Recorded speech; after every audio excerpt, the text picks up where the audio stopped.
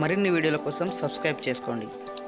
అదేవిధంగా పక్కనే ఉన్న బెల్ ఐకాన్ క్లిక్ చేసి వీడియో నోటిఫికేషన్స్ని పొందండి.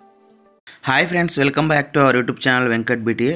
ఫ్రెండ్స్, తెలంగాణ రాష్ట్రంలో ఉన్నటువంటి ఉపాధ్యాయులందరికీ ఈ నెల 24 నుంచి వేసవి సెలవులు ఇచ్చే అవకాశం ఉన్నట్లు తెలుస్తుంది. సో దానికి సంబంధించినటువంటి పూర్తి వివరాలు ఈ వీడియోలో తెలుసుకుందాము.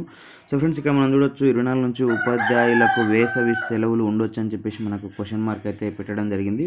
సో వివరాలు చూసినట్లయితే ఉపాధ్యాయులకు ఈ నెల 24 నుంచి వేసవి సెలవులు ప్రకటించే అవకాశాలను ప్రభుత్వం పరిశీలిస్తుంది.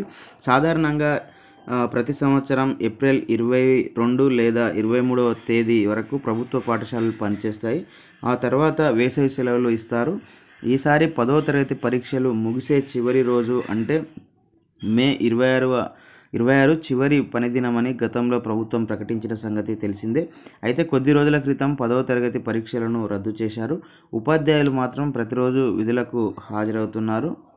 కరోనా తీవ్రత దృష్ట్యా వేసవి సెలవులు ప్రకటించాలని ఇప్పటికే పలు ఉపాధ్యాయ సంఘాలు ప్రభుత్వానికి విన్నవించాయి. ఈ క్రమంలో ఈ నెల 23వ తేదీని చివరి పనిదినంగా పేర్కొని 24వ తేదీ నుంచి అంటే శనివారం నుంచి వేసవి సెలవులు ఇవ్వాలని ప్రభుత్వం ఆలోచిస్తున్నట్లు సమాచారం. అదేవిధంగా 1 నుంచి 9 తరగతుల వారిని పై తరగతులకు ప్రమోట్ చేస్తూ త్వరలో ఉత్తర్వులు ఇవ్వనున్నట్లు తెలుస్తుంది.